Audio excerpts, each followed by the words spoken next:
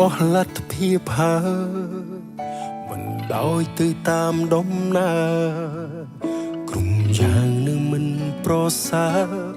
មានតែដើរផ្លូវរៀងខ្លួនចោតើបងគួរធ្វើយ៉ាងម៉េចទើបគេចផុតពីកំហុសបងដឹងអូនលែងចង់ស្មោបងតែងខកក្នុងកែវភ្នែកអូជ្រឹងយកការចាកចេញចង់បំពេញបំណងលំចោលគ្រប់យ៉ាងធ្លាប់មានរួមគ្នាកន្លងធ្វើជាអ្នកដទៃបើគេសួរអូនបាត់បងទេណាប្រាប់គេចោលថាបងសាវ៉ាមានអ្នកថ្មីបងអាក្រក់មិនសមនោះល្អដូចថ្លៃ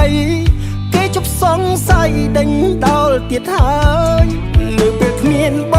ងអូនលែងធុញទ្រារមនុស្សគួរឲ្យស្អប់អ្នកនេះមិនរំខានទៀតឡើយ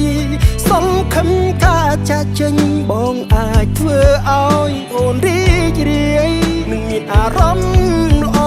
វិញ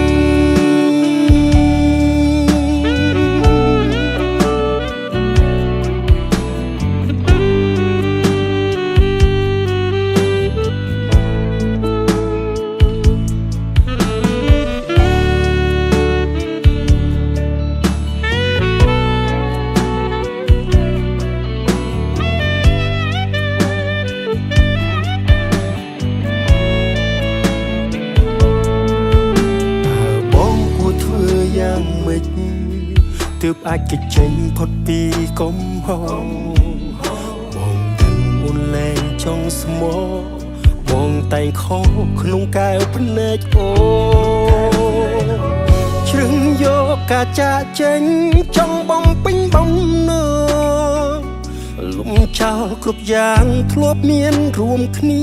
កន្លងធ្វើជាអ្នកដទៃបើគេសួរអូនបាត់បងទេណាប្រាប់គេចោលថាបងសាវ៉ាមានអ្នកថ្មីបងអាក្រក់មិនសមនោះល្អដូចថ្លៃគេជប់សង្ស័យដេញដោលទៀតហើយនៅពេលគ្មានបងអូនលែងធុញទ្រារមនុស្សគួរឲ្យស្អប់អ្នកនេះមិនរំខានទៀតឡើយ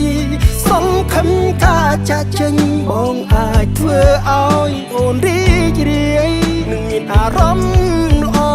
វិញ